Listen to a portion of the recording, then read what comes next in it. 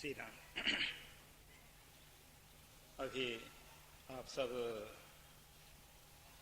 मुदमंगलमय संत महानुभावों के वचनामृत का पान कर रहे थे। वशिष्ठ जी ने आप सबको सारांश बता ही दिया।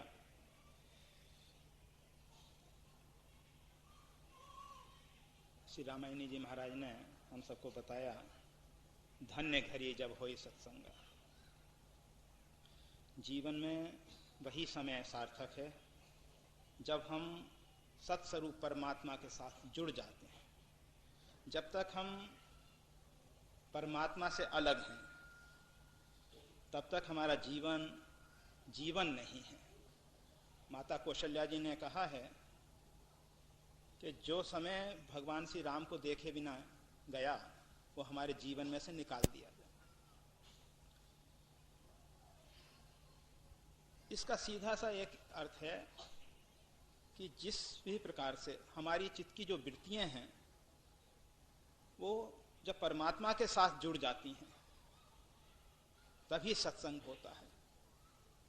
और जब तक चित्त की वृत्तियां यत्र तत्र भटक रही हैं, आप संतों के पास जाते हैं परंतु सत्संग लाभ नहीं मिल पाता।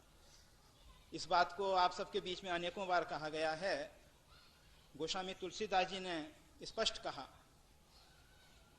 मुद मंगलमय संत समाजू जो जग जंगम तीर्थ राजू। ये जो मुद मंगलमय संत समाज है ये चलता फिरता तीर्थराज प्रयाग है। सबहीं सुलभ सब दिन सब देश। ये सभी व्यक्तियों को सुलभ है, सभी देश में सुलभ है, सभी काल में सुलभ है। फिर भी गोस्वामी तुलसीदास जी को कहना पड़ा, सत्संगत दुर्लभ संसार। सत्संग जो है वो दुर्लभ है। मुदमंगलमय संत समाज सबके लिए सुलभ है। संत तो बड़े दयालु हैं, संत तो बड़े कृपालु हैं। अगर जगत में कृपा की मूर्ति देखनी है तो संतों के रूप में देखी जा सकती है। परमात्मा को तो सुना जाता है, परमात्मा को देखना कठिन है। वो तो जब संत महानुभावों की विशेष कृपा होती है तब परमात्मा का साक्षात्कार होता है। परंतु संत कृपा करके हम सबको दर्शन देते रहते हैं। संतों के दर्शन के बाद भी हम सत्संग से जो वंचित रह रहे हैं उसके पीछे कारण यही है कि हमारी चित्त की वृत्तियां जो हैं ना तो संतों के साथ जुड़ पाती ना परमात्मा के साथ जुड़ पाती। संत समागम का परिणाम तो यही होना चाहिए कि हमारे अंदर जो छिपा हुआ परमात्मा है, वैसे कहने के लिए यह कहा जाता है कि परमात्मा छिपा हुआ है। परमात्मा तो नित्य प्रकट है, परंतु जिस दृष्टि से परमात्मा को देखा जाता है उस दृष्टि का अभाव है।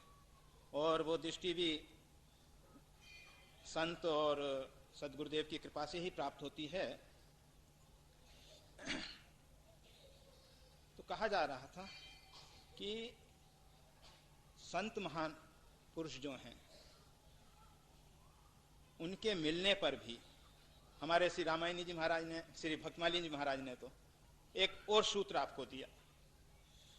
वैसे सभी संतों के द्वारा अनुभव सिद्ध बात यह है, आप देखेंगे अपने जीवन में कि जितने भी महापुरुषों के जीवन चरित्र आपने सुने पढ़े होंगे अथवा परमात्मा के भी जितने स्वरूपों की आपने अर्चना वंदना सेवा की होगी, चाहे वो भगवान शिव हैं, चाहे भगवान श्री राम हैं, भगवान श्री कृष्ण हैं, या महापुरुषों के रूप में भगवान वेद व्यास हैं, और वर्तमान समय में जो कलयुग के भिन्न भिन्न आचार्य हुए, भगवान शंकराचार्य हैं, जगत गुरु श्री स्वामी रामानंद जी महाराज हैं, भगवान रामानुजाचार्य हैं, निम्बारकाचार्य हैं आदि।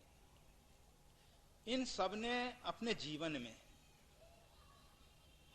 हम सबको कुछ करके उपदेश दिया है। राक्षस भी उपदेश देते हैं और संत भी उपदेश देते हैं। समाज दो वर्गों में बटा हुआ है, एक आसुरी भाव से संपन्न है, एक देवी भाव से संपन्न है। आसुरी स्वभाव में अभी कल ही चर्चा चल रही थी, इंसान सुख तो चाहता है परंतु वो आसुरी भाव से संपन्न होने के कारण सुख नहीं पा पाता। गोस्वामी तुलसीदास जी से किसी ने पूछा कि भाई असुरों के लक्षण क्या हैं, राक्षसों के लक्षण क्या हैं? तो गोस्वामी तुलसीदास जी ने बताया, मां नहीं मात पिता नहीं देवा, साधुन सन करवावहीं सेवा, जिनके ये आचरण भवानी ते जानो निश्चर सब प्राणी। जो वेद विपरीत कार्य करते हैं, जो शास्त्र विपरीत आचरण करते हैं, जो देवताओं को नहीं मानते। आप देखिए, राष्ट्र की बातें करते हैं भारत माता की, परंतु भारत माता का जो देव है, जो उसका अधिष्ठाता देवी है, उसकी हम सेवा नहीं कर पाते। हम गंगा की बात करते हैं, गंगा के जल की स्वच्छता की बात सोचते हैं, परंतु जब तक गंगा का जो अधिष्ठाती देवी है उसका बंधन नहीं होगा। आप घर में सुख शांति चाहते हो परंतु गृह देवता वास्तु देवता की पूजा नहीं करते। आप नगर में सुख शांति चाहते हो परंतु नगर देवता की सेवा नहीं करते। मतलब हमारे यहाँ खाली आधि भौतिक स्वरूप को नहीं माना गया, आधि भौतिक स्वरूप के पीछे जो अधिदेव छिपा बैठा है उसको माना जाता है। ये शरीर है पंचभूत की रचना, अगर इसमें से इसका अधिदेव निकल गया तो ये पंचभौतिक शरीर चित्त जल पावक गगन समीरा पंच रचित ये अधम शरीर अधम हो जाता है। और जब इसके अंदर वो देव विराजमान है, चेतन देव जो उसका अधिदेव है, तो इसकी सोई पावन सोई सुभग शरीरा, जो तन पाए भजिए रघुवीरा। तो कहने का मतलब यह है कि जो लोग देवताओं की उपासना नहीं करते, देवताओं को नहीं मानते, सिर्फ आधि भौतिक जगत को ही स्वीकार करते हैं, आधि भौतिक सत्ता को ही स्वीकार कर रहे हैं, जो उसके पीछे अधिदेव छिपा हुआ है उसको भूले हुए हैं, वो सब असुर हैं, वो सब आसुरी संपदा से प्रभावित हैं। आज का समाज भले ही वो दिखने में सभ्य मानव हो, परंतु उसने अपनी संस्कृति का परित्याग कर दिया। संस्कृति और सभ्यता में बहुत अंतर होता है। सभ्यता सिर्फ समाज में बैठने की योग्यता और संस्कृति संस्कारों से आती है।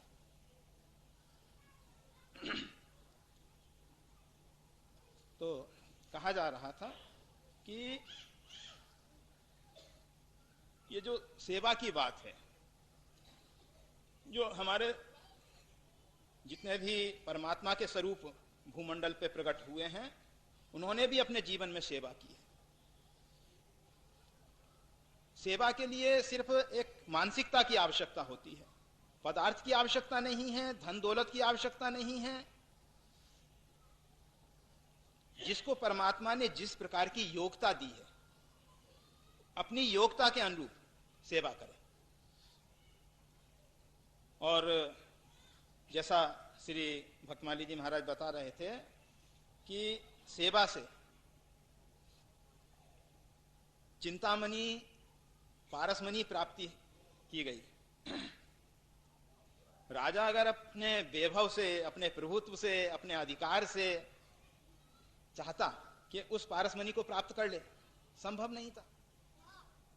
रामचरितमानस में आपने देखा ही है कि रावण इत्यादि ने बहुत उग्र तपस्या की, बहुत कठोर तपस्या की, और तपस्या करने के उपरांत जब ब्रह्मा जी और शंकर जी प्रकट हुए, वरदान देने के लिए आए, तो रावण ने कहा कि हम काहू के मरे ही ना मारे, हमें आप संपूर्ण रूपेण अवध्य बना दीजिए, हम किसी के द्वारा ना मारे जा सकें। ब्रह्मा जी ने कहा यह बात संभव नहीं। ब्रह्मा जी को पहले का अनुभव है, हिरण्याकशिपु का अनुभव अच्छे ढंग से है। भगवान ने चेतावनी दे रखी है कि भाई वरदान देते समय थोड़ा सोच समझ के काम किया करो। और वास्तविकता ऐसी ही है रावण तो भगवान शंकर की तपस्या कर रहा था और भगवान शंकर प्रकट हुए, परंतु ब्रह्मा जी बीच में आ गए। उनको लगा कि भोले बाबा हैं और कहीं इन्होंने अपने उदारता पूर्वक वरदान दे दिए तो फिर एक समस्या समाज के लिए खड़ी हो जाएगी। तो कहने का मतलब यह था कि इतनी उग्र तपस्या करने के बाद भी उसको अमृत की प्राप्ति नहीं हो सकी,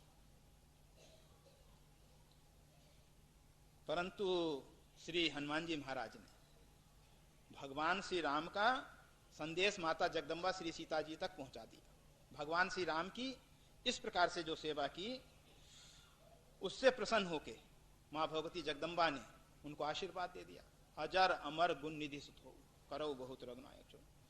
मतलब जो वस्तु संसार की संपूर्ण धन दौलत देने से नहीं प्राप्त हो सकती, जो बहुत उग्र कठोर तपस्या से नहीं प्राप्त हो सकती, ऐसी वस्तु भी सेवा से सुलभ है। और सेवा के लिए पहले ही कहा गया, बहुत से व्यक्ति सोचते हैं कि परमात्मा जब अवसर देंगे तब सेवा करेंगे। परमात्मा ने तो अवसर दिया है हमको, जो ये मानव शरीर दे दिया परमात्मा ने, ये किसके लिए दिया है? ये अपना पेट भरने के लिए तो नहीं। पेट भरने के लिए तो 84 लाख शरीर है। 84 लाख शरीर में कोई भूखा थोड़ी रहता है।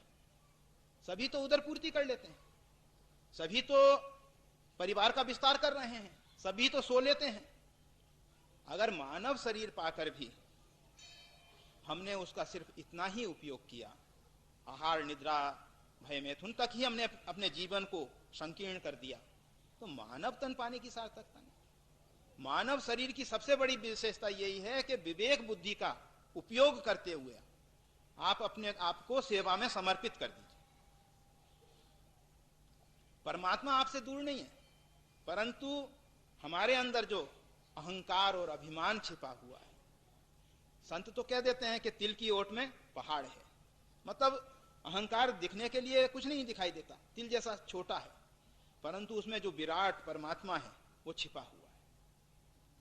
उस परमात्मा को पाने के लिए इस अभिमान और अहंकार को गलाना होता है। इसी के लिए लोग जप तप अनुष्ठान किया करते हैं। जितने भी जप तप अनुष्ठान किए जाते हैं, इस अहंकार को गलित करने के लिए, अहंकार को गलाने के लिए। और सेवा से अहंकार इतनी जल्दी तिरोहित होता है, सेवा जब ही आप कर सकेंगे। अगर राजा सोचता कि मैं राजा हूं, कैसे महात्मा की सेवा करूं, उसको रूप बदलना पड़ा। जब तक हम अपने अभिमान के आवरण को, चोले को धारण किए हुए हैं, तब तक सेवा नहीं हो सकती। सेवा करने के लिए ये अहंकार का जो आवरण है, इसको उतारना होगा। और जब अहंकार का आवरण उतरा, परमात्मा तो हमेशा, आप सन्यासी महात्माओं के उपदेश सुनेंगे तो कहेंगे कि मल विक्षेप आवरण दूर करो। भगवान श्री कृष्ण की लीलाओं को आप सुनेंगे तो भगवान श्री कृष्ण गोपिकाओं का जो चीर हरण करते हैं, उस लीला के विषय में लोग अनेक अनेक प्रकार की बातें किया करते हैं, परंतु भगवान श्री कृष्ण बहुत छोटी अवस्था में है। उस समय उनके अंदर कोई इस प्रकार की काम की तो लेश मात्र भावना हो ही नहीं सकती, इतनी छोटी अवस्था की वो लीला है। उस लीला के द्वारा परमात्मा ने हम सबको दिखाया, महाराज में जीव और परमात्मा का मिलन है। वो रस स्वरूप जो परमात्मा है, किस प्रकार से परमात्मा के साथ नाना प्रकार की लीलाएं करते हैं, उस लीला का दिग्दर्शन कराने के लिए ही वो रास लीला हुई है।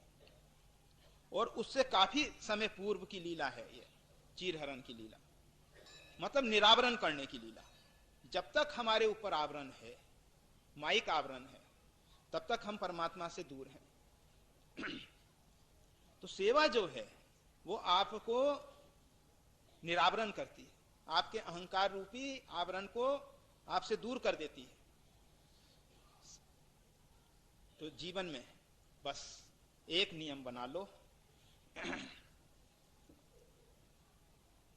जितना भी अधिक से अधिक हो सकेगा उतना परमात्मा का मधुर मंगलमय नाम का स्मरण करेंगे जहां जिस प्रकार से संतों की प्राप्ति होगी, संतों के दर्शन करेंगे। भक्तमाली जी ने बहुत अच्छी बात बताई आप सबको, आप सब उसको गहराई से अगर स्वीकार करें कि हम सब एक चित्रपट रख लेते हैं और उसमें देवता की भावना करते हैं और उसकी हम पूजा आराधना उपासना करते हैं।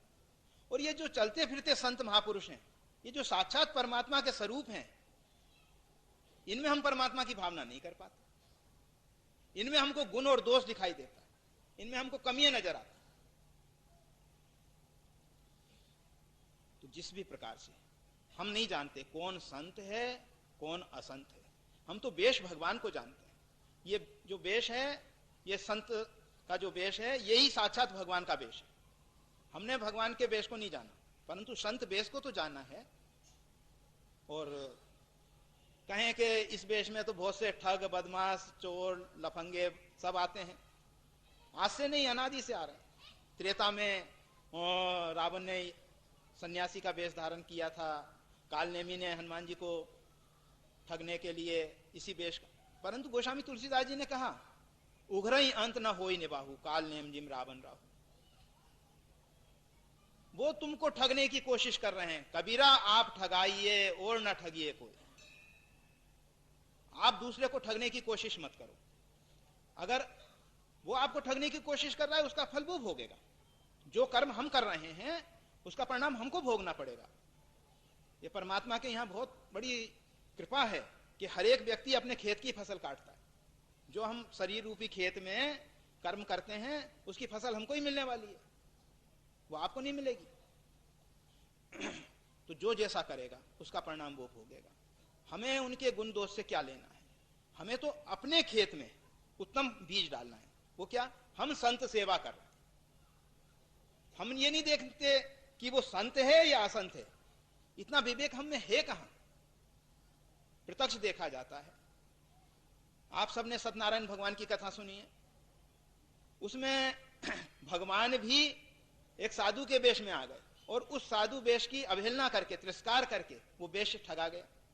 इसी प्रकार से आपका तो ये गुजरात क्षेत्र है जहां ज्वालाराम ने संत वेश की सेवा करके परमात्मा का साक्षात्कार किया और परमात्मा ही संत वेश में आ गए। तो कहने का मतलब यह है कि जिस भी प्रकार से हम सबको संत मिल जाएं, वेश का अभिवादन करें, वेश को नमस्कार करें, परमात्मा कृपा करे तो अपनी योग्यता के अनुरूप सेवा करें। दो मधुर शब्द बोलने में कुछ कठिनाई नहीं है। एक जल का गिलास देने में तो कोई समस्या नहीं है। तृण का आसन देने में तो कोई समस्या नहीं है। इतना तो हम कर सकते हैं। ठगे तो हम जब जाते हैं जब हमारे अंदर लोभ की वृत्ति प्रवेश करती है। कई के लोभ विडम्बना की न यही संसार। लोभ जो है वो फजीयत करा देता है। जब हम संतों को शोषण करने की कोशिश करने लगते हैं, संतों से कुछ खींचना चाहते हैं। हमने हमेशा कहा है, जब पुष्प खिलता है तो उसकी सुगंध अपने आप फैलती है। पुष्प को कुछ करना नहीं होता। संत दें या ना दें, उनकी जो आध्यात्मिक ऊर्जा है वो आपको मिल ही रही है। आप उनके नजदीक पहुंच गए, आप उनके निकट पहुंच गए, इतना पर्याप्त है। संतों का जो आध्यात्मिक ऊर्जा है वो आपको प्रभावित करने लग जाती है। परंतु जब आप संतों से इहलौकिक कामना करते हो, संतों से तो बस एक ही बात चाहें, और वो भी अच्छा है कि ना चाहें तो अच्छा, परंतु अगर चाहते भी हैं, कुछ मांगने के बिना नहीं रहा जाता। हमारी भिखमंगे की एक जो प्रकृति बन गई है, स्वभाव बन गया है, वो नहीं छूटता। देवताओं के स्थान पे जाएंगे वहां भी कुछ मांगेंगे, संतों के पास भी जाएंगे तो भी कुछ मांगेंगे। तो ये जो मांगने की जो हमारी एक प्रकृति बन गई है, हमारा जो स्वभाव बन गया है, वो नहीं छूट रहा। तो संतों से मांगे तो बस एक ही बात मांगे, सीता राम चरण रति मोरे, अनुदिन बढ़ई अनुग्रह तोरे। संत भगवान बस इतनी कृपा करिए कि भगवान श्री सीताराम जी के चरणारविंद में दिन रात प्रेम अनुराग बढ़ता ही रहे। और ये नहीं भूलें, जो परमात्मा के अनुरागी हो जाते हैं, जिनको परमात्मा के श्री चरणों में प्रेम हो जाता है। संसार में हम जिन जिन वस्तुओं के लिए भटक रहे हैं, जिन जिन वस्तुओं के लिए परेशान हो रहे हैं, वो भगवत कृपा से बहुत सुलभ हैं, बहुत सरलता से प्राप्त हो सकती हैं। परंतु हम परमात्मा की कृपा की अपेक्षा नहीं करते, हम व्यक्तियों की कृपा की अपेक्षा कर रहे हैं। तो कहने का मतलब यह है कि संत मिले हैं तो उनकी सेवा कीजिए और भगवत नाम जप करिए और अपने अहंकार को संतों के चरणों में समर्पित कीजिए। ठाकुर जी की आरती होने वाली है, श्री रामायणी जी महाराज आ ही चुके हैं। 2 मिनट श्री राम बोलना है, वो तो आरती शुरू हो रही है, सब रास्ते खुल रहे हैं यहाँ से। भगवान बहुत दयालु हैं। भगवान के देखिए, आरती से पूर्व शंख बजाया जाता है, हम सबके लिए आह्वान किया जा रहा है कि भगवान के आरती के दर्शन कर लो। भगवान की आरती के जो दर्शन हैं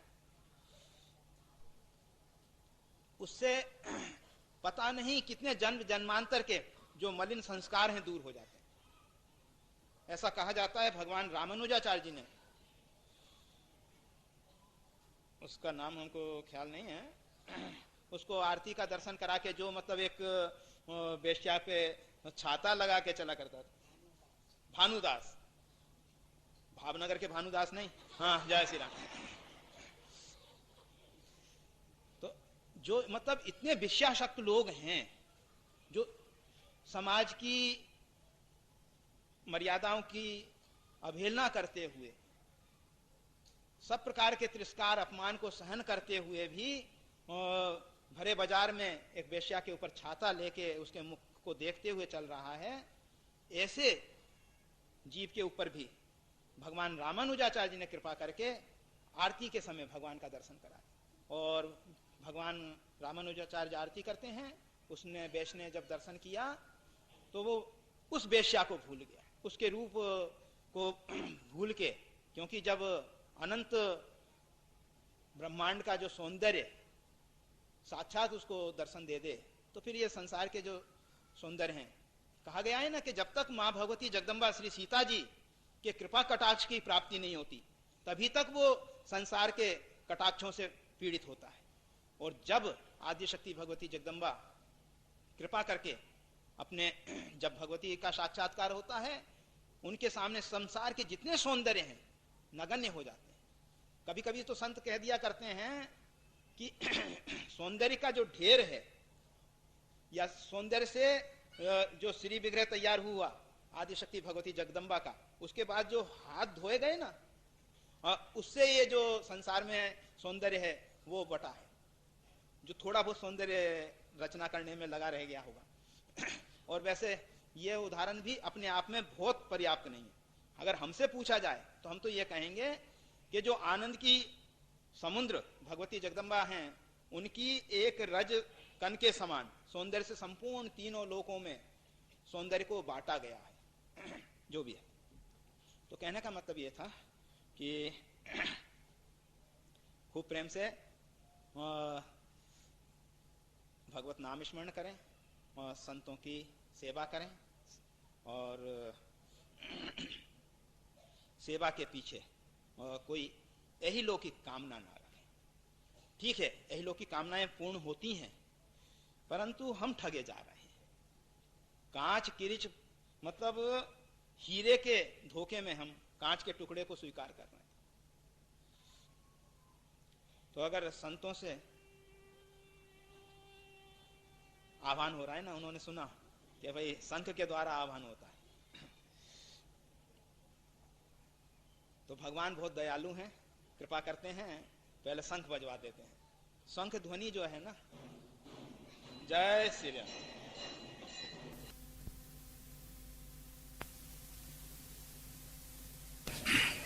तो उसको परमात्मा की प्राप्ति होती है।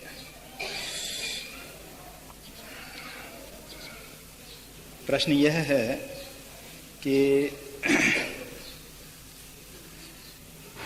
संसार की विस्मृति और परमात्मा का स्मरण सतत कैसे हो, निरंतर कैसे हो। देखा जाता है जब जब हमारे ऊपर कोई संकट आता है, भय आता है या प्रतिकूल परिस्थिति बनती है, ऐसी विषम परिस्थितियों में तो हम परमात्मा का अवलंब ले ही लेते हैं, परमात्मा का सहारा ले ही लेते हैं। उस समय तो हम परमात्मा के शरणापन्न हो ही जाते हैं। परंतु जब अनुकूल परिस्थितियां बनने लग जाती हैं तो हम परमात्मा को भूल जाते हैं। इसके लिए अगर थोड़ा और हम एक कदम आगे बढ़ जाएं, ये जगत नाम की जो सत्ता है, ये जो जगत हमको दिखाई दे रहा है, वास्तविक में ये परमात्मा का स्वरूप है। विश्व रूप रघुवंश मणि करहु बचन विस्तार, सिया राम में सब जग जानी। परमात्मा ही अपने आप को सृष्टि के रूप में प्रकट कर दिया है। दूसरे स्वरूप में देखें तो ऐसा कहा जा सकता है कि ये जितना भी अनंत अनंत ब्रह्मांड का विस्तार है, ये सब परमात्मा का आधि भौतिक स्वरूप है। जिस प्रकार से हमारा ये शरीर है और शरीर के अंदर जीवात्मा रहता है, इसी प्रकार से जितने भी ब्रह्मांड हैं वो सब परमात्मा का शरीर हैं। गोस्वामी तुलसीदास जी ने बताया, रोम रोम प्रति लागे कोटि कोटि ब्रह्मांड। उस परमात्मा के प्रत्येक रोम कूप से करोड़ों करोड़ों ब्रह्मांड जुड़े हुए हैं, लगे हुए हैं। तो वो जो विराट परमात्मा का स्वरूप है, अगर वो हमको दिखाई देने लग जाए, हमें अभी जगत दिखाई दे रहा है, वो भूल है। गोस्वामी तुलसीदास जी कहते हैं, जेहि जाने जग जाई हेराई। उस परमात्मा को जान लेने मात्र से जगत नाम की सत्ता ही नहीं रहती। हमारे सामने गंगा प्रवाहित हो रही है, हमें नहीं मालूम है कि वो गंगा है, हम उसको एक साधारण नदी समझ रहे हैं। हम उसके तट पे बहुत लंबे समय से बस रहे हैं। किसी महापुरुष ने आके हमको बताया, जानते हो ये कौन सी नदी है? कहा हम तो नहीं जानते। कहा ये गंगा है, गंगा। वो गंगा जिसकी महिमा शास्त्रों में, वेदों में, पुराणों में गाई गई है, वही गंगा है। हाँ, ये वही गंगा है जो भगवान के चरणारविंद से प्रकट हुई है, जो भगवान शिव सिरोधार्य किए हुए हैं, जो तीनों लोगों को पावन करने वाली गंगा है, वो है ये। देखिए, कुछ क्षणों पूर्व हम उसको एक साधारण नदी देख रहे थे, परंतु किसी एक महापुरुष के द्वारा जब हमने सुन लिया तो हमने विश्वास किया। तुरंत हमारी श्रद्धा बढ़ी, आस्था बढ़ी। हमने जाके तुरंत उसमें डुबकी लगाई। डुबकी लगाने के बाद अभी तक हम उसको जो साधारण नदी समझ रहे थे, उसके व्यवहार बर्तन में अंतर आने लग गया। हम सोचते हैं नहीं, ये गंगा है, इसको दूषित नहीं होने देना है, इसमें हम कुल्ला कैसे कर सकते हैं, इसमें हम शरीर से निकलने वाली जितनी भी गंदगी है वो कैसे छोड़ सकते हैं। सिर्फ एक जान लेने मात्र से वो नदी हिरा गई और गंगा प्रकट हो गई। गंगा प्रकट है, परमात्मा प्रकट है।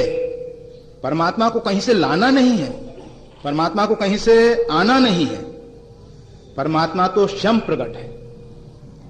सिर्फ हम उसको परमात्मा के रूप में नहीं देख पा रहे, हम उसको जगत के रूप में देख पा रहे हैं, हम उसको सृष्टि के रूप में देख पा रहे हैं।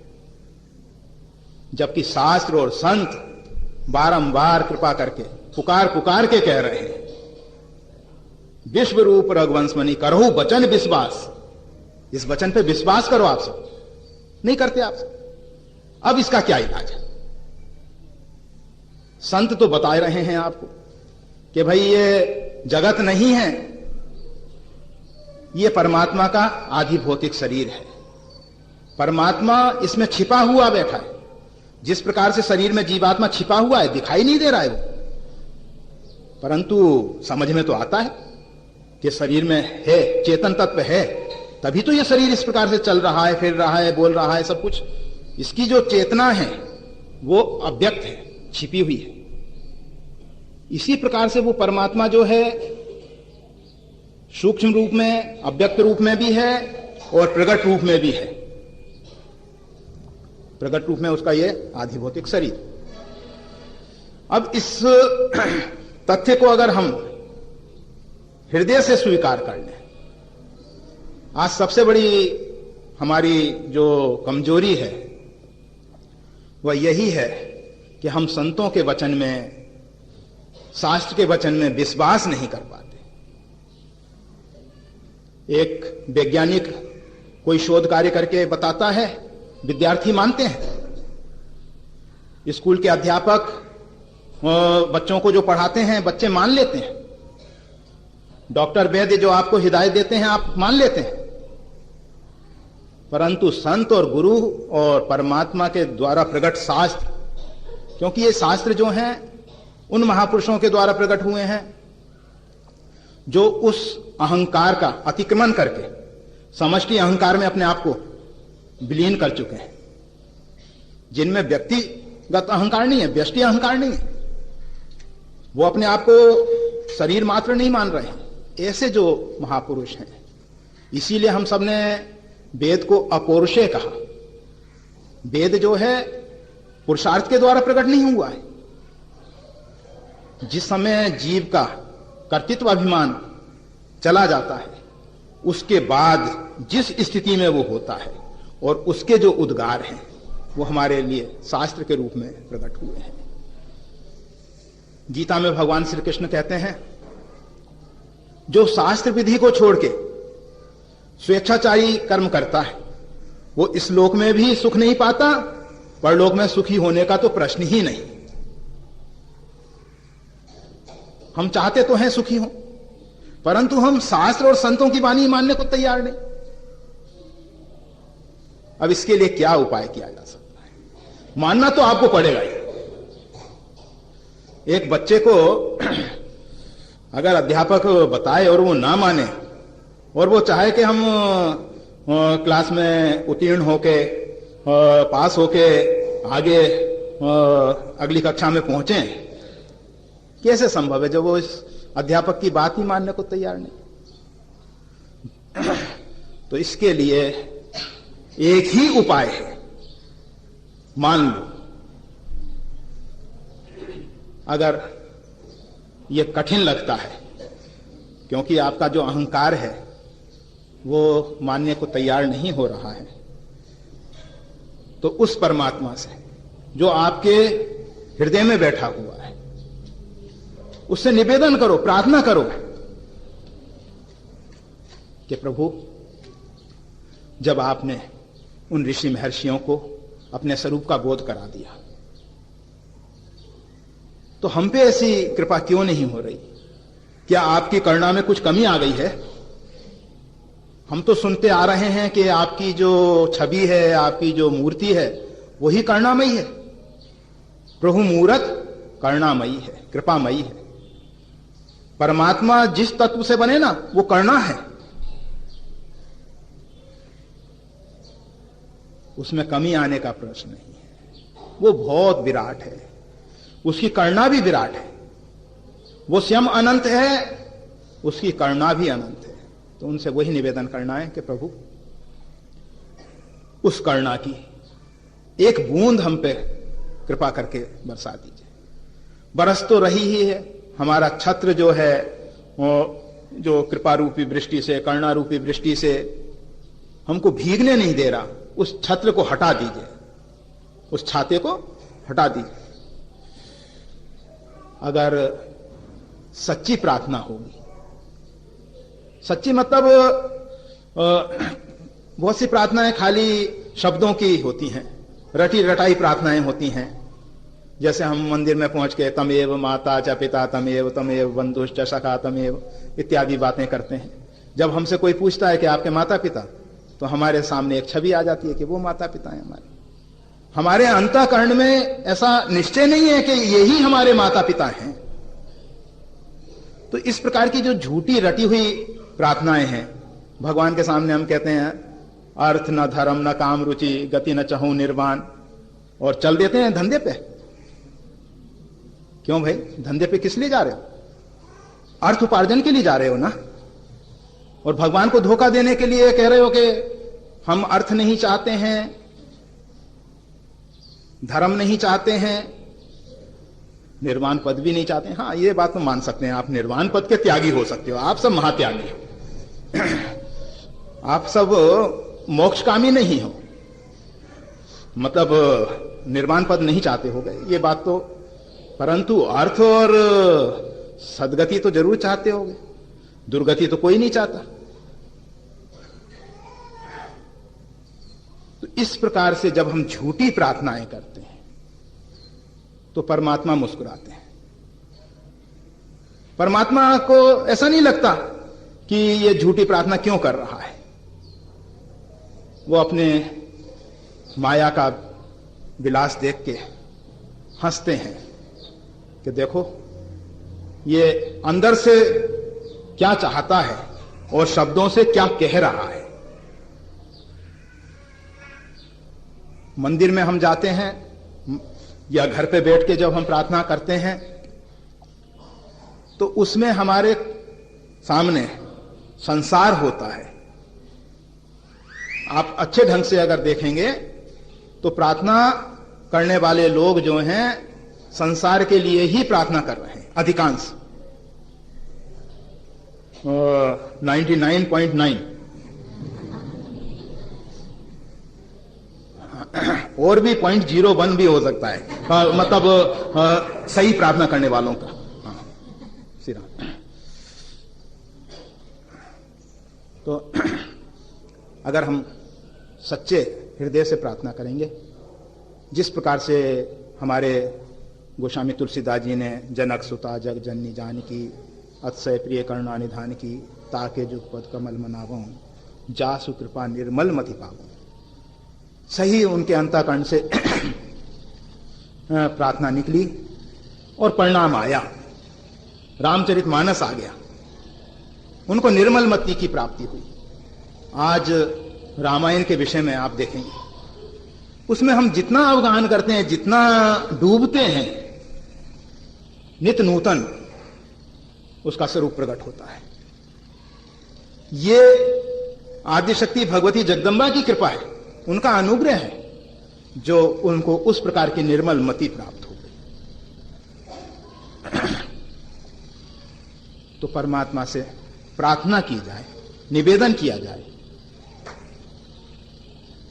अगर हमारी सच्ची रुचि है, सच्ची चाहना है, तो निश्चित है कि परिणाम आएगा। अब ये करना आपको होगा। और इसके बाद एक रामबाण उपाय और बता देते हैं, जिसमें कुछ नहीं करना। वो रामबाण उपाय है प्रेम। परमात्मा के श्री चरणों में प्रेम हो जाए, परमात्मा का सतत स्मरण होगा और जगत का विस्मरण हो ही जाएगा। परमात्मा का स्मरण का अर्थ ही यह होता है कि जगत की विस्मृति, क्योंकि वो परमात्मा तो इतना विराट है, जब हम उसका स्मरण करेंगे तो जगत टिक नहीं सकता।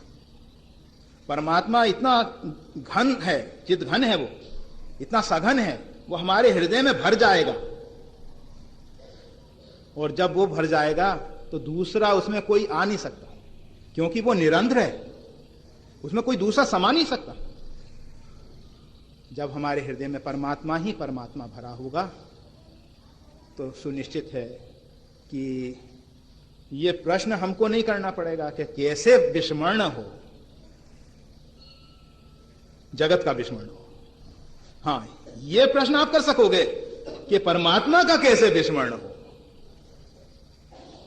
ऐसी दशा गोपिकाओं की हुई है। अनेकों अनेक उपाय किए गए, फिर भी कृष्ण उनके अंतःकरण से नहीं जाते। प्रेमी अगर सच्चा प्रेमी है, उसका प्रेम निर्वासनिक है, उसका प्रेम आकांक्षाओं से, कामनाओं से आक्रांत नहीं है, तो निश्चित है कि लाख कोशिश की जाए फिर भी उसके अंतःकरण से प्रेमास्पद निकल नहीं सकता।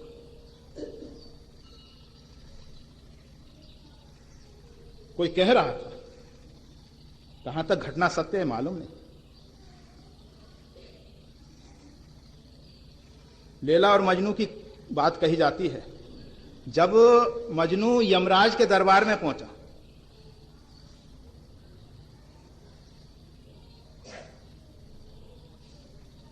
तो यमराज ने कहा, अरे मजनू, तेरे को देख के दया आती है। उसने कहा कि अगर यमराज तुमको दया आती होती ना तो लैला बन के आ जाते मेरे लिए। तुम झूठ बोलते हो, तुमको दया नहीं आई। यमराज को शायद ये कहना चाह रहे थे कि परमात्मा ने तुमको मानव शरीर दिया था, तुमने एक व्यक्ति के प्रेम में उसको बर्बाद कर दिया। यमराज तो शायद ये कहने जा रहे थे, परंतु जो प्रेमी है वो तो कहता है कि अगर तुमको दया आती है तो तुम मेरे लिए लैला बन के आ जाते। प्रेम वो है, गोस्वामी तुलसीदास जी बताते हैं, नरक स्वर्ग अपवर्ग समान, जहां तहां, चाहे वो नरक है चाहे वो स्वर्ग है, सब जगह अपने आराध्य अपने प्रियतम प्रभु का दर्शन होता है।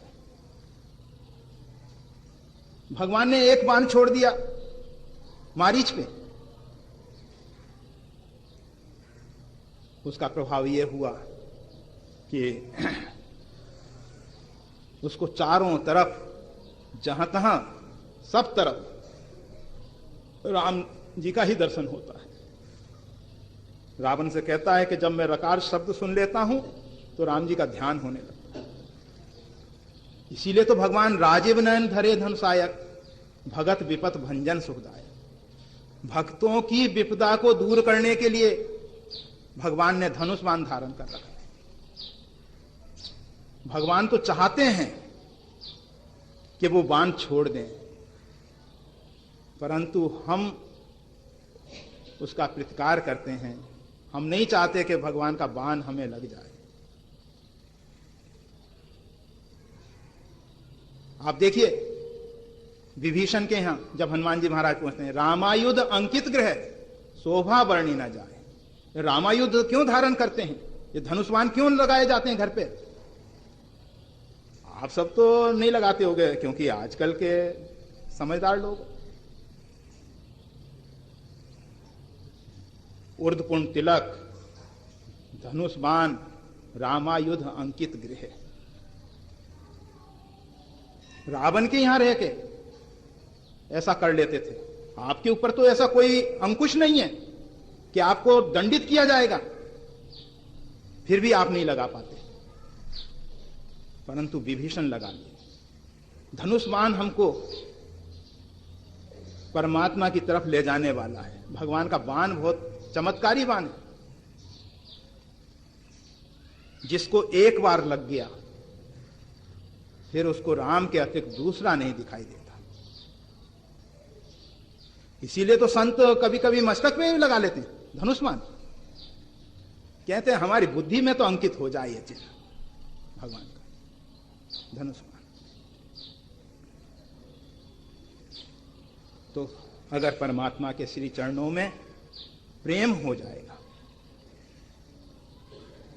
तो फिर अपने प्रेमास्पद के अतिरिक्त हमको कोई दूसरा दिखाई नहीं देगा।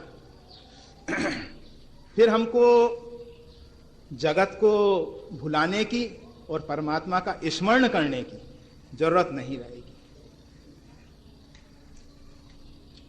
प्रेम गलियति सांकरी तामे दो न समाए। प्रेम हो जाने के बाद तो बस प्रेमास्पद ही रह जाएगा, अहम मिट जाएगा, मैंपन ही खत्म हो जाएगा, एक परमात्मा ही परमात्मा रह जाएगा। और जितनी भी हमारे अंदर कामनाएं हैं, वासनाएं हैं, अपेक्षाएं हैं, आकांक्षाएं हैं, प्रभुपत प्रीत सरित सो वही। और कुछ प्रथम वासना रही। जो जन्म जन्मांतर के मलिन संस्कार हैं, जो जन्म जन्मांतर की वासनाएं हैं हमारे अंदर, प्रभुपत प्रीत परमात्मा के चरणों में प्रेम हो जाने से बह जाएंगी। उनको हटाना नहीं पड़ेगा। बस ढाई आखर प्रेम का पढ़े सो पंडित, इस ढाई अक्षर को पढ़ लो और कुछ नहीं करना है। बहुत कुछ कर लिया, करते करते तो ये स्थिति आ गई। अंगम गलितम पलितम मुंडम दसन विहीनम जातम तुंडम। अंग गलित हो रहे हैं, शरीर कमजोर होता चला जा रहा है, गर्दन झुकने लग गई है, मतलब यमराज का बुलावा आ रहा है। परंतु तत्पिना मुंचत आशा पिंड। फिर भी ये जो आशा देवी है ना, आशा बहन, ये नहीं जा रही है।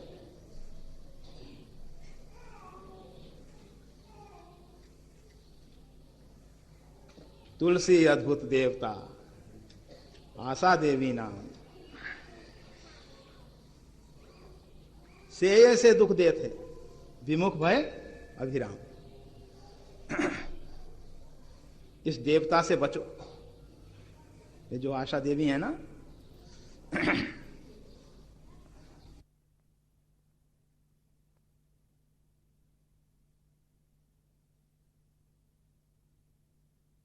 से ऐसे दुख देते, विमुख भय अभिराम। इस देवता से बचो। ये जो आशा देवी है ना,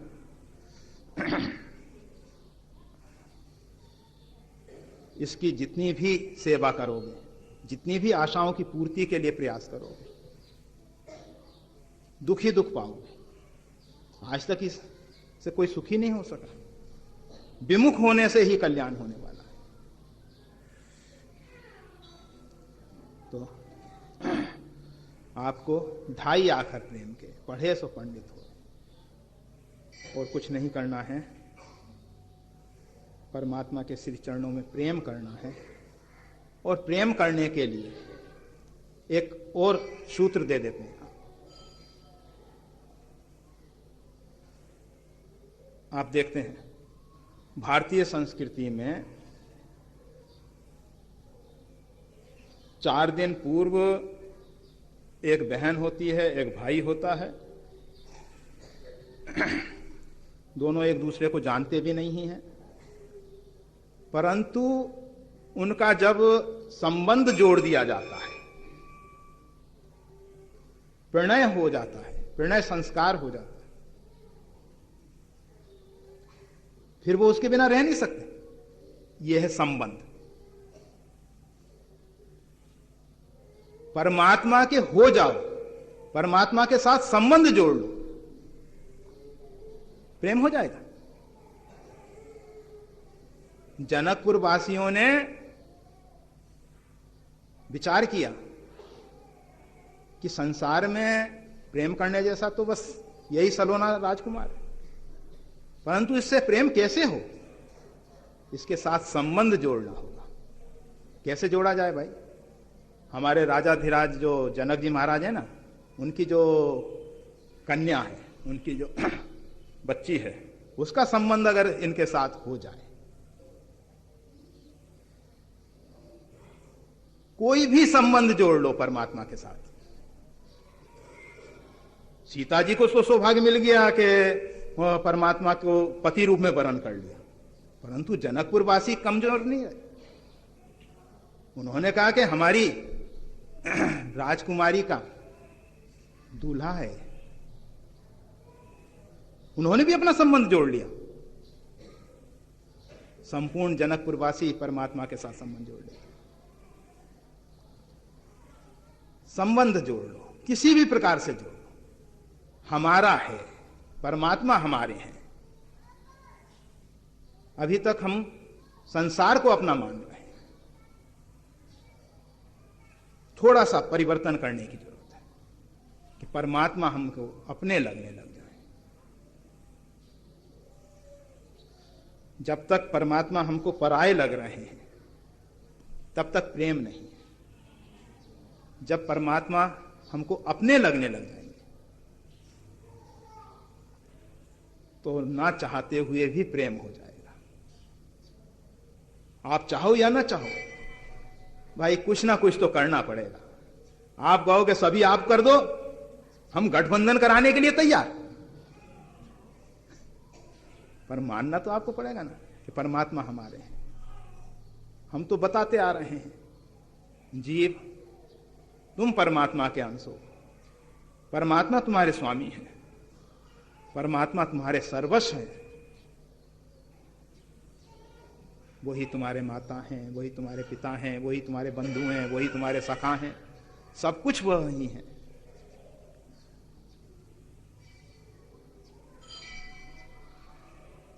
तो जगत का विस्मरण करना नहीं है, जगत का विस्मरण होगा, परमात्मा का स्मरण होगा। उसके लिए परमात्मा के हो जाओ। सब मम प्रिय सब मम उपजाए, परमात्मा को सब प्रिय है, हमको परमात्मा प्रिय नहीं। ऐसा नहीं कि परमात्मा प्रेम नहीं करते, वो तो बाट जोहते रहते हैं, देखते रहते हैं कि कब जीव मेरी तरफ देखे। परंतु जीव जो है परमात्मा की तरफ पीठ करके खड़ा हुआ है, और उसका दुष्परिणाम जब हम परमात्मा के तरफ पीठ कर देते हैं, परमात्मा के विमुख हो जाते हैं, तो संसार और माया का सृजन हो जाता है। परमात्मा ने माया को नहीं बनाया, माया की जो आभास कहिए या जो उसका प्राकट्य है, वो जीव जब परमात्मा के विमुख होता है, परमात्मा की तरफ पीठ दे देता है, तभी उसका सृजन होता है। परमात्मा के दरबार में तो देखी माया हाथ जोड़ के खड़ी रहती है, उससे कोई भय नहीं है। वहां तो वो कृपा और करुणामयी का रूप धारण करके खड़ी रहती है। परंतु जब जीव परमात्मा से विमुख होता है तो वही माया जो है बंधन कारक हो जाती है। बंधनों का कारण परमात्मा की विस्मृति का कारण, संसार की स्मृति का कारण परमात्मा से विमुख होना है। परमात्मा के सन्मुख होइए, परमात्मा के साथ संबंध जोड़िए। परमात्मा आपके हैं, आप परमात्मा के हैं। सिर्फ अंदर की ये जो नासमझी है, एक गलत भ्रांत धारणा है, इसको गिरा दो कि हम जगत के हैं। आज तक मान लिया, बहुत हो गया, अब लो नसानी अब ना नसई, राम कृपा भव निशा सिरानी। अब तो राम कृपा हुई है, प्रभु कृपा हुई है, अब जगत को अपना नहीं मानेंगे। हां, जगत में मान ही एक राम का नाता, राम के नाते ये सब हमारे प्रिय हैं, क्योंकि ये सब भगवान के हैं ना। सबके हृदय में भगवान विराजमान है, सब परमात्मा के द्वारा प्रकट किए हुए हैं, सब परमात्मा के ही स्वरूप हैं। इस रूप में अगर हम देख रहे हैं तो बहुत अच्छा है। और अगर दूसरे संबंध से हम जगत को स्वीकार कर रहे हैं, हम कहते हैं माता ने जन्म दिया, फिर क्यों स्त्रियां बांझ रह जाती हैं भाई? अगर माता में इतनी सामर्थ्य होती कि बच्चे को जन्म दे सकती होती, तो बांझ महिलाएं आपने नहीं देखी। अगर पिता में ऐसी शक्ति होती, सामर्थ्य होती, तो पुत्रहीन पुरुष क्यों मिलते हैं? किसी में कोई शक्ति सामर्थ्य नहीं है कि बच्चे को जन्म दे दे। जन्म हेत सब कहो पितु माता, वो निमित्त बनते हैं। वास्तविक में तो जगत जननी आदि शक्ति भगवती जगत, और वास्तविक पिता तो हमारे श्री राम जी हैं। ये तो निमित्त मात्र बने हैं। हम ये नहीं कह रहे कि उनकी उपेक्षा कर दो, परंतु वास्तविक अपने जो माता पिता हैं उनको पहचानो, जिन्होंने पालन पोषण किया है, जिन्होंने उस दायित्व का निर्वह किया है, उसके प्रति भी हमारा दायित्व है, उनके प्रति भी हमारा कर्तव्य है। परंतु वास्तविक में हमारे जो माता हैं वो आद्य शक्ति भगवती जगदम्बा हैं, पिता भगवान श्री राम जी हैं, बांधवा और जितने भी भगवान के सब ही हमारे बंधु हैं। मां नहीं एक राम का नाता, राम के नाते सबको मानते हैं। हम मंदिरों में जाते हैं, भिन्न भिन्न देवी देवताओं को देखते हैं,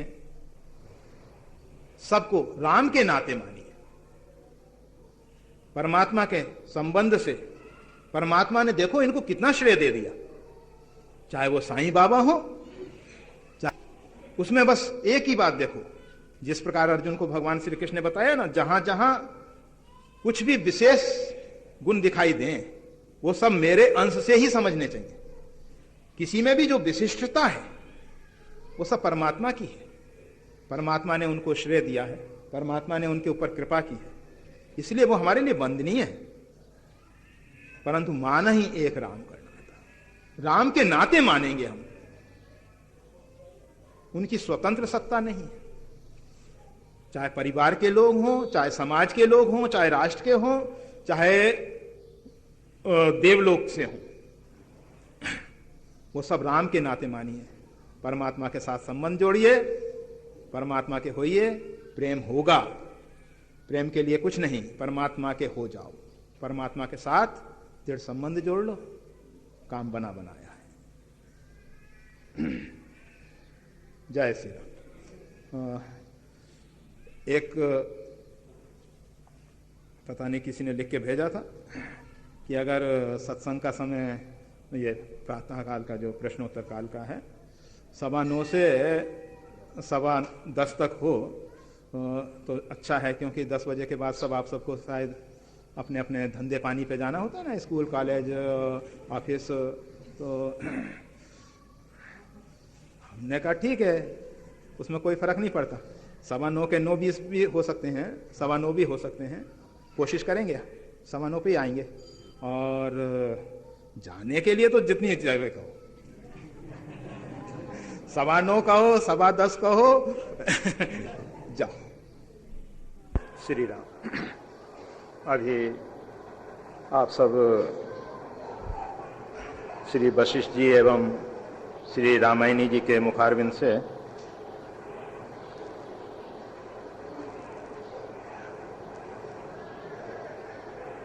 क्या कहें, संतों के उपदेश होते हैं। संत प्रवचन करता नहीं है,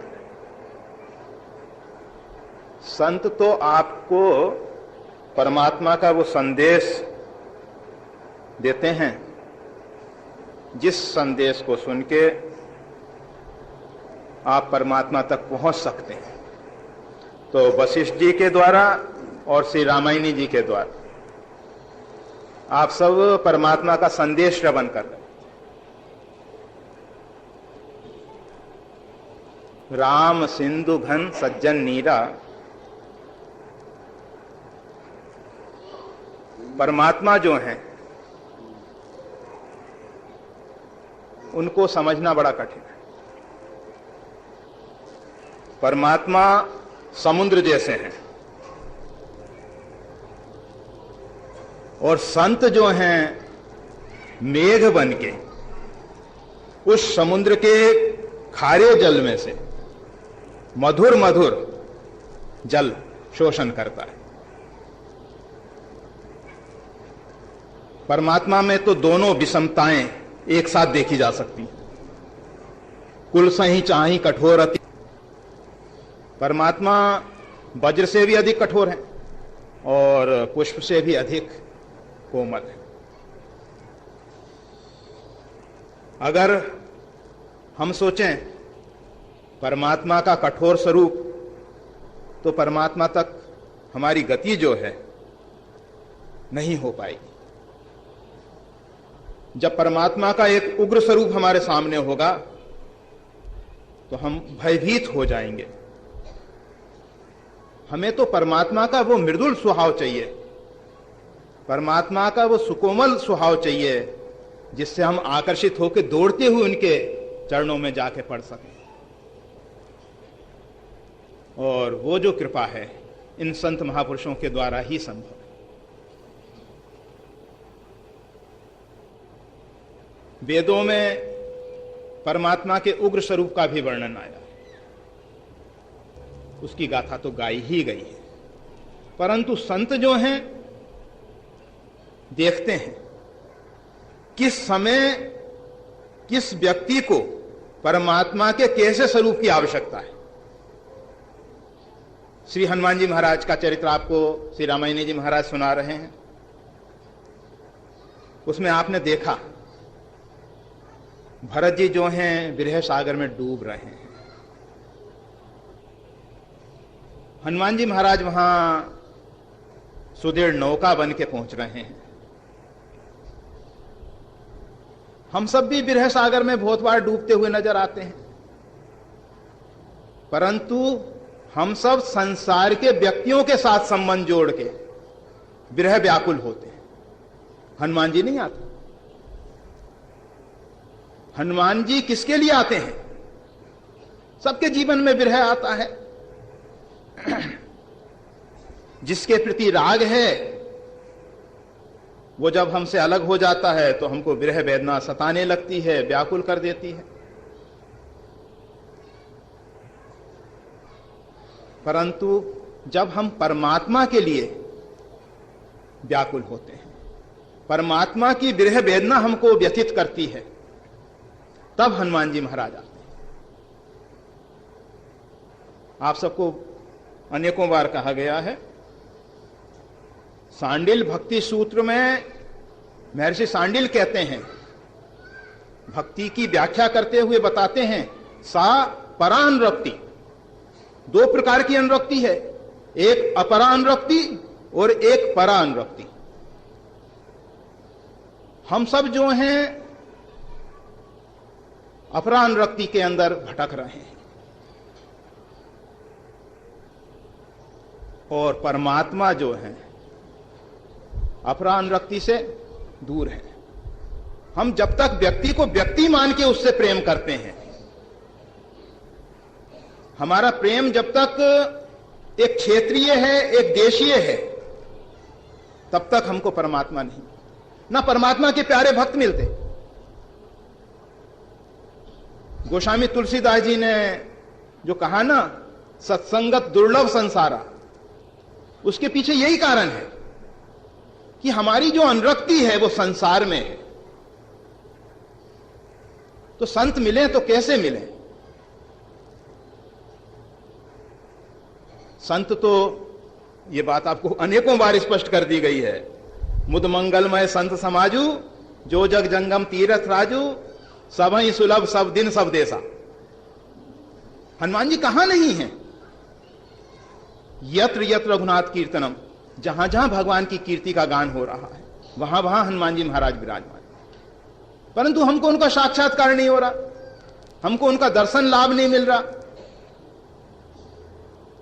कारण क्या है?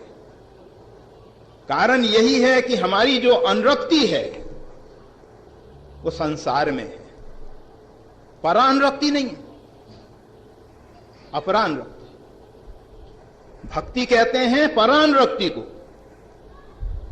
जो संसार से परे है, दिव्य है, अलौकिक है।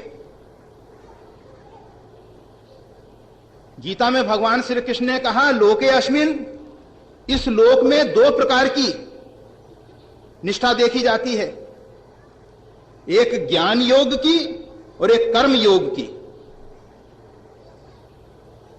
ज्ञान और कर्म ये लोके अस्मिन, इस लोक में देखा जाता है।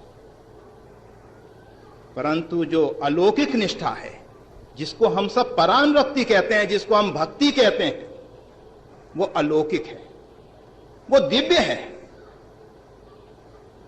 उसकी उपलब्धि इतनी सहज नहीं है, इतनी सरल नहीं है। इसीलिए गोस्वामी तुलसीदास जी ने कहा कि भक्ति करने में बड़ी कठिनाई है, बहुत कठिनाई, क्योंकि वो अलौकिक है, वो दिव्य है। हमारी जब तक संसार में वासनाएं हैं तब तक हमें अपने में तो विशिष्टताएं दिखाई देती हैं, अपने में गुण विशेष दिखाई देते हैं, दूसरों में कमियां नजर आती हैं। परंतु श्री भरत जी की स्थिति आप देखिए, कपटी कुटिल मोही प्रभु चीना, ताते नाथ संग नहीं। भरत जी विचार करने लगे कि भगवान किसी के पापों से तो रुष्ट नहीं होते, परंतु भगवान की एक वाणी है, मोहि कपट छल छिद्र न भावा। मेरे को कपट और छल अच्छा नहीं लगता। हमारे जो वंदनीय सर्वप्रथम श्री संपदा के आचार्य हैं श्री हनुमान जी महाराज, ये जो रामानंद संप्रदाय है इसका नाम है श्री संपदा। इसके प्रथम आचार्य हैं श्री आंजनेय, श्री हनुमान जी महाराज।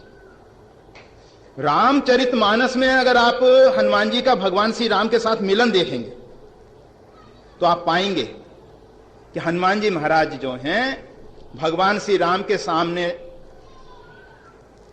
विप्रवेश में जाते हैं और भगवान श्री राम उनको अपने स्वरूप को प्रकट नहीं करते। हनुमान जी उनसे जाके प्रश्न करते हैं, को तुम श्यामल गोर शरीरा, छत्री रूप फिरौ वन वीरा।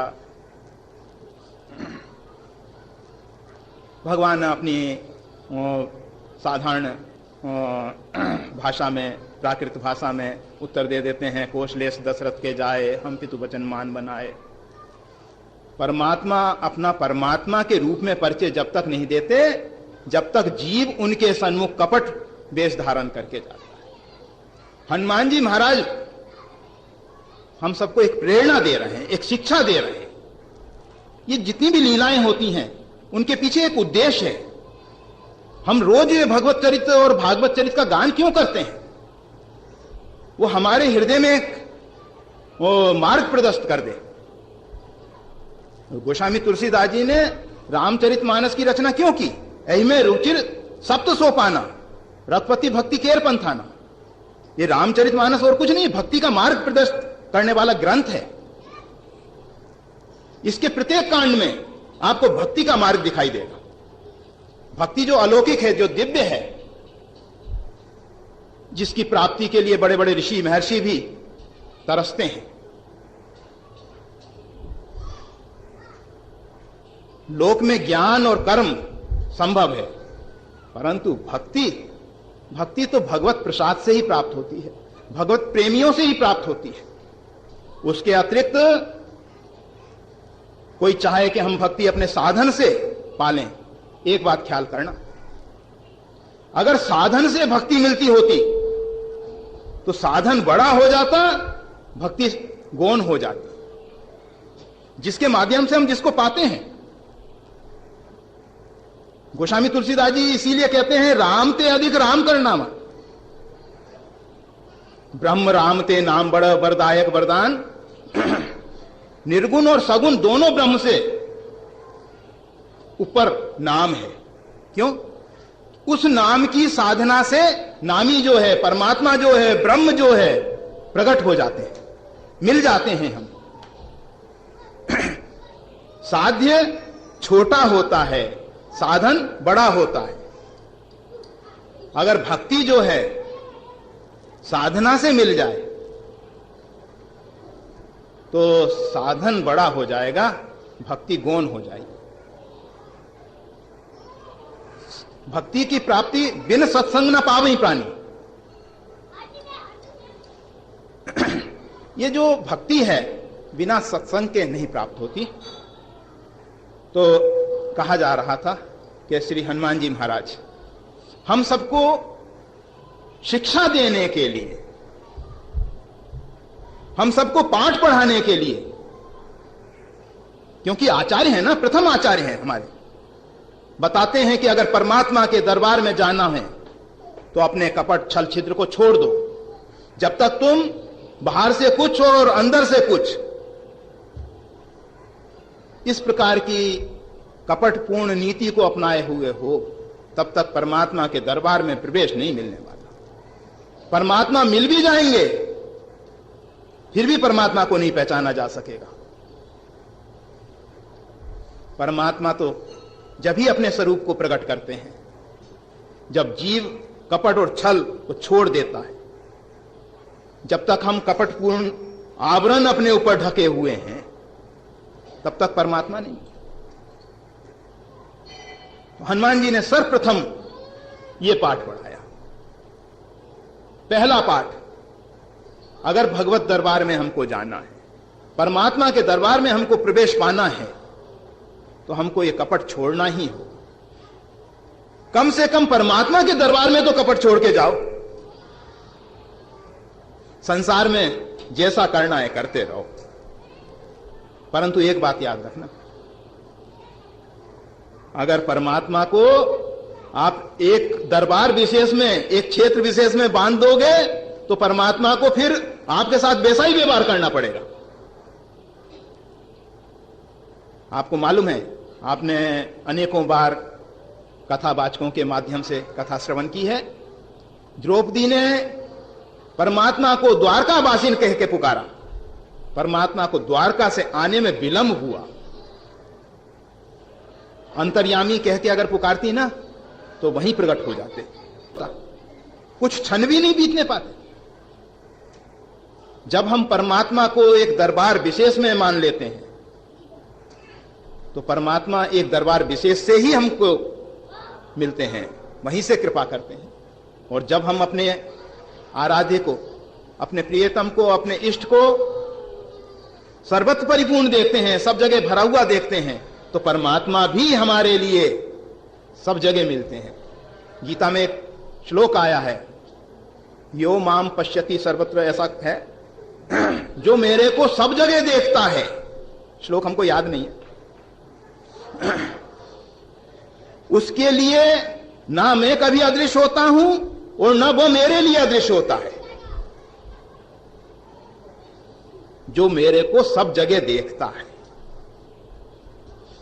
अगर आपके अंतःकरण में यह धारणा है कि हमारे प्रभु तो एक मंदिर में बैठे हुए हैं, परमात्मा मंदिर में जरूर हैं, ऐसा हम नहीं कहते कि मंदिर में नहीं है। मंदिर की अपनी विशेषता है, मंदिर में जाना ही चाहिए, मंदिर उपासना का स्थान है। परंतु कोई कहे कि मंदिर में ही परमात्मा है, तो इसके हम समर्थक नहीं। परमात्मा सब जगह है। हां, मंदिर उनकी प्राप्ति का एक सुलभ स्थान है। सरलता पूर्वक मंदिर में परमात्मा को पाया जा सकता है। कारण क्या है? मंदिर में उपासना के द्वारा शुद्ध स्पंदन भरे होते हैं,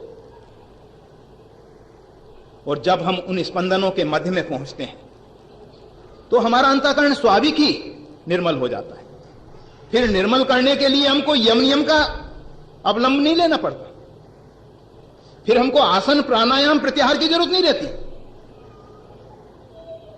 वहां इतने शुद्ध स्पंदन भरे होते हैं। आज हम सबका दुर्भाग्य है कि मंदिरों को हमने अपवित्र कर दिया। मंदिरों को हमने व्यावसायिक रूप दे दिया, परमात्मा को हमने व्यावसायिक रूप दे दिया। यह हमारा दुर्भाग्य है।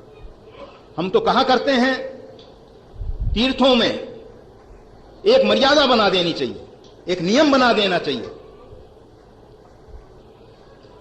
कि आवासीय और व्यावसायिक व्यवस्थाएं वहां ना रहे। आप देखिए, विभीषण चाहते तो अपने घर में मंदिर बना लेते।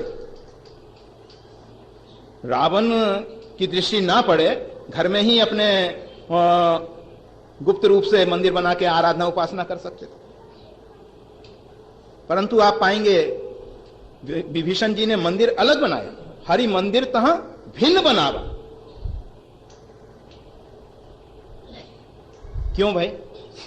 क्योंकि हमारी जो उपासना है, एक तो बड़ी कठिनाई से शुभेच्छा पैदा होती है। पवित्र विचार ही बड़ी कठिनाई से अंतःकरण में आते हैं। और फिर जो कुछ परमात्मा की कृपा से साधना के रूप में वो अभिव्यक्त होता है, फिर उसको लुटेरे लूट लें, चोर बदमाश लूट लें, बड़ी कठिनाई हो जाएगी। इसलिए संतों ने एक नियम बनाया कि मंदिर मठ में विशेष नियमों का पालन करो। आपको वशिष्ठ जी बताया करते हैं,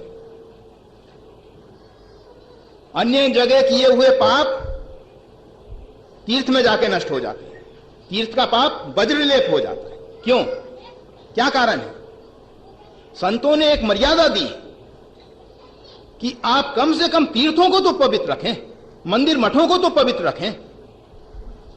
आप सब जगह तो, और भारतीय संस्कृति में देखा जाता है, व्यक्ति है तो कहता है कि नहीं नहीं, ये पूजा का स्थान है, ये भगवान का स्थान है, यहां मैं झूठ नहीं बोलूंगा। दूसरी जगह झूठ बोलने में उसको कोई भय नहीं है, परंतु मंदिर मठ में जब वो पहुंचता है तो उसकी अंतःकरण की वृत्ति कहती है कि यहां झूठ मत बोलो। इससे मंदिर की पवित्रता बनती है। जितने भी शास्त्र निषिद्ध कार्य हैं तीर्थों में, मंदिरों में वर्जित है। मंदिर तो उपासना का स्थान है।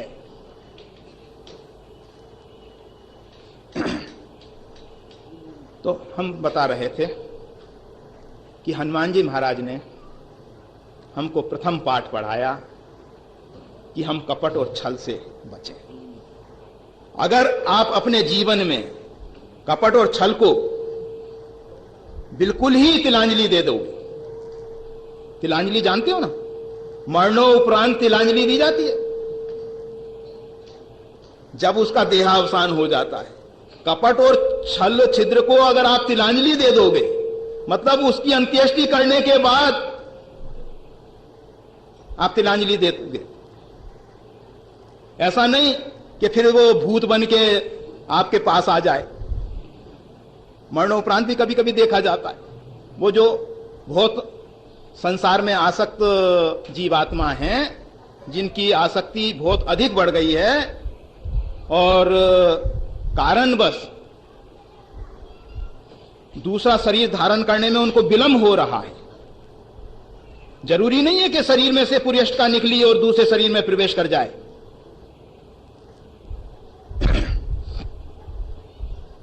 एक व्यक्ति को जाना है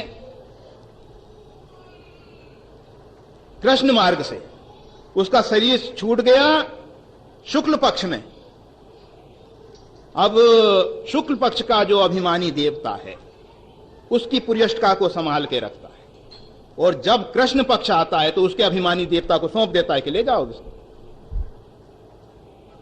तो इसी प्रकार से दक्षिणायन, उत्तरायण, इन सब की बातें हैं, उस बात को हम ज्यादा नहीं बढ़ाना चाह रहे। तो ये जो पुर्यष्टका कभी कभी भटकती भी रहती है, जिसको लोग कहते हैं भूत प्रेत के रूप में आके लगता है, जहां आसक्ति ज्यादा होती है।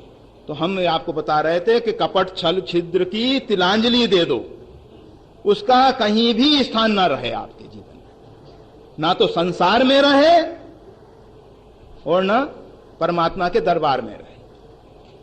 आपके लिए संपूर्ण सृष्टि ही परमात्मा का दरबार हो जाए। हम सब भारतीय जो अपनी संस्कृति की इतनी गुणगाथाएं गाते हैं, हम हिंदू होने का जो अपने आप में गौरव रखते हैं, उसके पीछे एक ही कारण है कि हमारा परमात्मा जो है वो सब जगह भरा हुआ है। हमारा परमात्मा कोई साथ में आसमान पे जाके नहीं बैठा, हमारा परमात्मा कोई एक देश विशेष में जाके नहीं बैठा। हमारा परमात्मा जो है सब जगह परिपूर्ण है। हिंदू संस्कृति की सबसे बड़ी विशेषता है कि हमने अपने आराध्य को, अपने प्रियतम को संपूर्ण सृष्टि में देखा। ईश्वर से प्रेम करने का अर्थ ही होता है सबसे प्रेम। ईश्वर सेवा का अर्थ ही होता है सबकी सेवा। हम कहते हैं कि हम ईश्वर से प्रेम करते हैं और हमारा प्रेम कुछ क्षेत्र तक सीमित है, कुछ व्यक्तियों तक सीमित है, तो ईश्वर प्रेम नहीं है, वो परानुरक्ति नहीं है। वो भक्ति नहीं है। भक्ति होती है जब वासुदेवम सर्वमिति, आपकी दृष्टि में वासुदेव सब जगह दिखाई दे। उमा जे राम चरण रत विगत काम मत क्रोध निज प्रोहमय देखें जगत। भगवान शिवा से भगवती पार्वती जी से कहते हैं कि जो राम जी के चरणों में लगे हुए हैं, जिनको राम जी के चरणों में रति हो गई है, निज प्रोहमय देखें जगत, वो जगत को निज प्रोहमय देखते हैं। अगर आपकी परमात्मा के चरणों में प्रीति है तो ये जगत आपको जगत रूप में नहीं दिखाई देगा, सिया राममय दिखाई देगा। समझ लीजिए, अगर आपको जगत जगत के रूप में दिखाई दे रहा है तो आप भले ही कहते रहो कि हम भगवान के भक्त हैं और भक्तों पे इतने संकट आते हैं, आप और हम भगत नहीं। भगत हो जाने के बाद जगत नहीं दिखाई देता, राम दिखाई देता। जगत में राम दिखाई देते हैं। श्री राम। तो हनुमान जी महाराज ने हमको प्रथम पाठ, हमारे आचार्य श्री हैं भाई, और आज मंगलवार का दिन है, और श्री रामायणी जी महाराज ने उनके माध्यम से चरित्र प्रारंभ किया। और आप सबको मालूम ही है कि हमारे पास अपना तो कुछ होता ही नहीं, खाली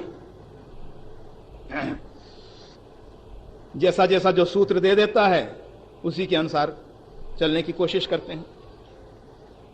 हम सूत्र से सूत्रधार तक पहुंच जाएं वो भी संभव नहीं लगता, क्योंकि इतनी सामर्थ्य नहीं है कि हम सूत्रधार तक पहुंच जाएं। वो तो सूत्रधार को ही उठाना पड़ेगा। हम सूत्र को पकड़ लेते हैं और पकड़ मजबूत होनी चाहिए। सूत्रधार उठाने लगे और हमारी पकड़ जरा कमजोर हो जाए तब तो नीचे के नीचे रह जाएंगे। सूत्र को मजबूती से पकड़ लो। सूत्रधार, सूत भले ही वो दिखने में कमजोर हो, भगवान श्री कृष्ण कहते हैं ना, झीनी झीनी प्रेम की डोर मुंह से तोड़ी न छोड़ी जाए। ये प्रेम की जो डोरी है अत्यंत सूक्ष्म है, परंतु भगवान ना तो इसको तोड़ सकते ना इसको छोड़ सकते, वो इतनी मजबूत है। रेशम का सूत दिखने में पतला भले ही होता है, परंतु कपास के सूत से, कपास का सूत जो है ना वो गुणमय है। गोस्वामी तुलसीदास जी कहते हैं, साधु चरित शुभ चरित कपासु। वो सूत्र जो है गुण के कारण, त्रिगुणात्मक होने के कारण, मायाकृत होने के कारण कमजोर है, और प्रेम जो है अलौकिक है, दिव्य है। वो उससे भी सूक्ष्म है, अति सूक्ष्म है, फिर भी उसकी मजबूती जो है बहुत ज्यादा। परमात्मा सारी सृष्टि को, जिनने उस सूत्र को पकड़ लिया, ये जो प्रेम सूत्र है, जिसने इसका अवलंबन ले लिया, परमात्मा उसको पकड़ के खींच लेंगे। हमको वहां नहीं उठ के जाना होगा, हमें तो सिर्फ एक कार्य करना है, सूत्र को पकड़ ले, बस बन गया काम। इस प्रेम सूत्र को पकड़ ले, जिसको परमात्मा ना तो छोड़ सकते ना तोड़ सकते। हाँ, तो श्री हनुमान जी महाराज, हनुमान जी महाराज ने हमको एक सूत्र दिया, पहला सूत्र दिया। अगर राम दरबार में प्रवेश करना चाहते हो, राम जी तक पहुंचना चाहते हो, परमात्मा का प्रेम रस पान करना चाहते हो, वैसे परमात्मा वेदांत वेद्यम भी, परमात्मा तो वेदांत के द्वारा जाने जाते हैं।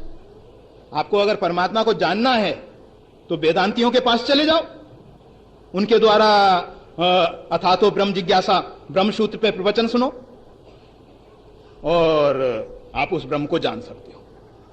परंतु अगर आप उस परमात्मा के साथ दिव्य संबंध जोड़ के उसका मधुर रस पान करना चाहते हो, उसका प्रेमामृत का पान करना चाहते हो, तो भाई आपको यह कपट छल छोड़ना पड़ेगा।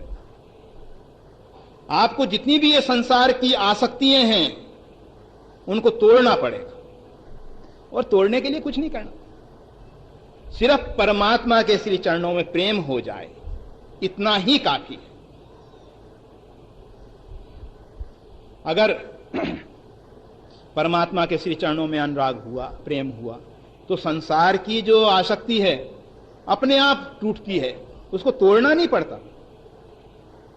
आप सब अच्छे ढंग से जानते हो, जिन्होंने मधुर मिष्ठान का तृप्त होके सेवन कर लिया, फिर उनको ये गुड़ के शरबत या राव अच्छी नहीं लगती। ये तभी तक अच्छे लग रहे हैं जब तक हमने उस प्रेमामृत का पान नहीं किया है। हनुमान जी महाराज ने परमात्मा के द्वारा सुना, कोशलेश दशरथ के जाए, हम पितु वचन मान बनाए। हनुमान जी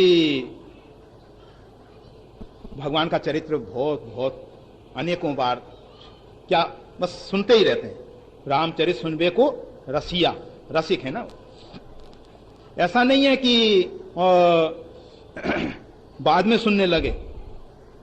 बचपन में माता अंजना जो हैं भगवान श्री राम का चरित्र सुनाती हैं, और जब सूर्य से अध्ययन करने के लिए गए और ऋषि महर्षियों के आश्रमों में जाते हैं, हनुमान जी महाराज खेलते हैं, कूदते हैं, वहां भी यत्र तत्र सब जगह रघुनाथ जी का चरित्र सुनने को मिलता है। सब जगह एक ही चर्चा सुनाई देती है कि भगवान श्री राम जो हैं भूमंडल पे अवतरित होने वाले हैं, भगवान श्री राम जो हैं महाराज दशरथ के यहां प्रकट होंगे। जब हनुमान जी ने सुना कोशलेश दशरथ के जाए, अरे वो हमारे जो संत महापुरुष कह रहे थे, ये तो साक्षात पूर्ण ब्रह्म परमात्मा है। प्रभु पहचान, परमात्मा को पहचान। वैसे और भी अनेक अनेक प्रकार से पहचाना ना। एक वैज्ञानिक जो है ना, जब किसी चीज का विश्लेषण करता है तो एक परीक्षा करके ही संतुष्ट नहीं हो जाता, उस पे अनेक प्रकार से परीक्षण करके सब तरफ से पाता है कि रिजल्ट परिणाम एक आ रहा है, कहता है हाँ ये बिल्कुल सही है। हनुमान जी महाराज ने देखा कि ये प्रभु परमात्मा जो हैं कितने अहंकार शून्य शब्दों का प्रयोग कर रहे हैं।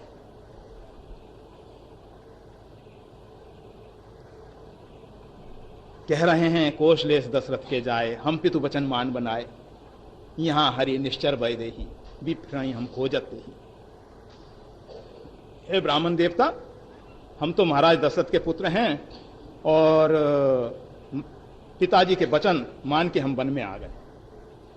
इस बात को हमने बहुत बार स्पष्ट किया है। दूसरा व्यक्ति जो है, जब कोई इस प्रकार की बात कहनी होती है जिसमें उसकी कुछ न्यूनता नजर आने की संभावना होती है, तो उसको सजा के संवार के कहता है।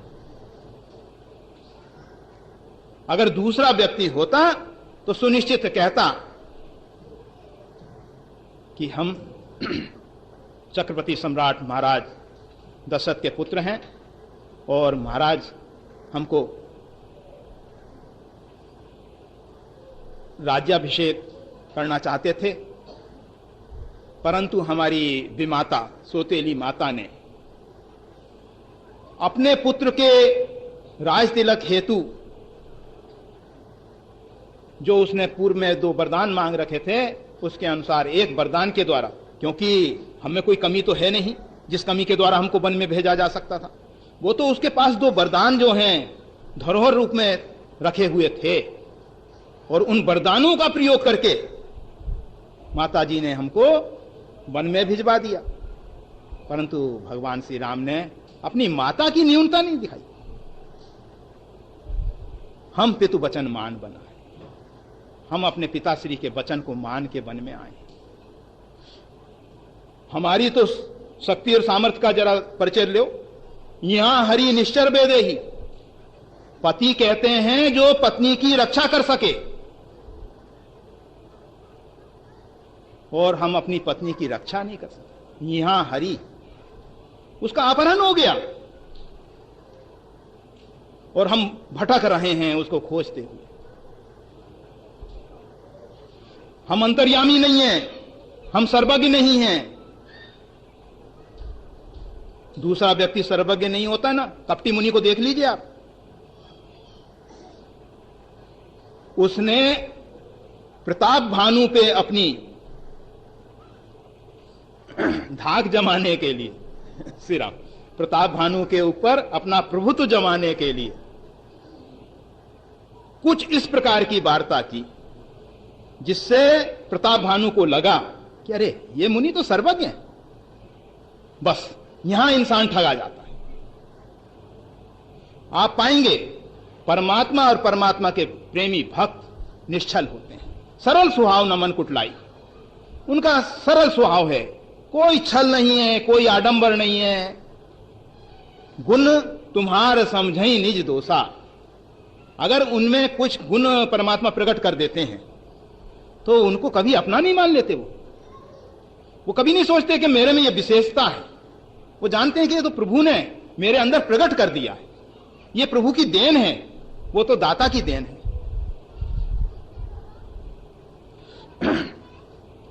भगवान श्री राम ने कहा, कोशलेश दशरथ के जाए, हम पितु वचन मान मना।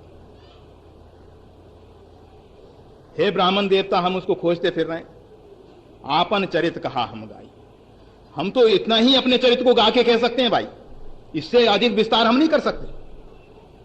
आपन चरित कहा में गाई, हमें इतनी भी सामर्थ्य नहीं है कि हम वाणी के द्वारा अपनी कथा को गा के कह सकें। जो अपनी कथा को गा के नहीं कह सकता वो परमात्मा है। राम न सखई नाम गुण गाई। परमात्मा अपने नाम की महिमा गा के नहीं कह सकते, परमात्मा अपने चरित्र को गा के नहीं कह सकते। आत्म प्रशंसा करना उथले लोगों का काम है, पोचे लोगों का काम है। जो अंदर से खोखले हैं वो अपने महत्ता को बढ़ा चढ़ा के प्रकट करते हैं। परंतु परमात्मा, वो तो परमात्मा है ना, उनको संसार के प्रमाण पत्रों की जरूरत नहीं है कि संसार हमको प्रमाण पत्र देगा तब हम भगवान बनेंगे, सब लोग कहेंगे कि ये भगवान है तब हम भगवान बनेंगे। वो भगवान हैं, प्रमाण पत्र की जरूरत है। हनुमान जी ने बताया, हम सबको एक सूत्र दिया कि भाई अगर परमात्मा के दरबार में जाना चाहते हो तो आत्म प्रशंसा से बचो। हमेशा दूसरे